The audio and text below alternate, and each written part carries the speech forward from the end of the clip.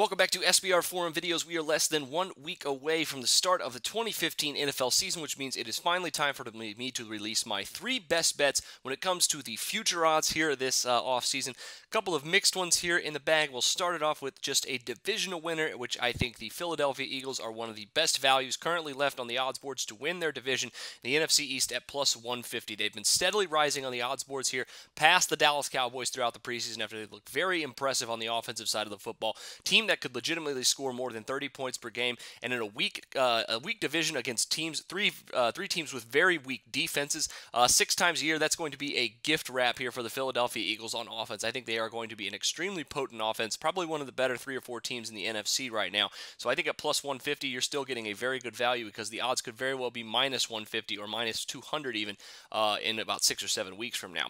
Next up is one of my favorites, I think, of the entire offseason, and it's the Minnesota Vikings at plus 300 to make the playoffs. Obviously, their odds of winning their division when the Green Bay Packers in there, probably not the best, but I think a lot of people agree with me on this, that they're better than the Detroit Lions, and among the teams that are not going to win their division, they're going to be right up there as one of the best here, right behind the Green Bay Packers. I think they're as good or better than any of the wild card potential teams in the West and the South division here, and obviously I think they're better than every team in the East, maybe other than the Philadelphia Eagles. So I think the Minnesota Vikings at 3-1 present a very good value. Teddy Bridgewater combined with a revitalized Adrian Peterson here and a defense that's probably going to be pretty good.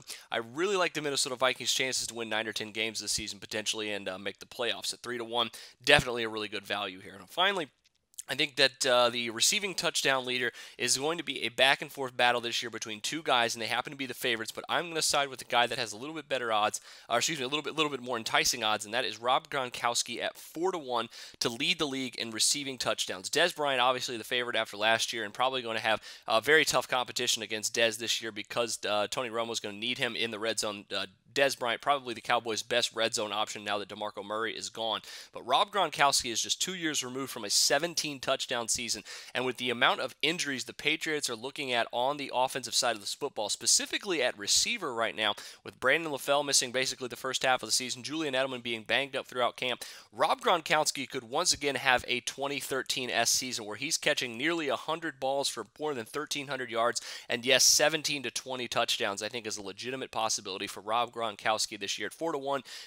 Now that we know that Tom Brady is going to play those first 4 games, I think Rob Gronkowski is a steal at 4-1 to lead the league in receiving touchdowns. But that'll do it for me this time for my 3 best bets futures. Make sure you check out a couple of my other NFL articles coming out this week, as well as my team and player props for Thursday and Sunday.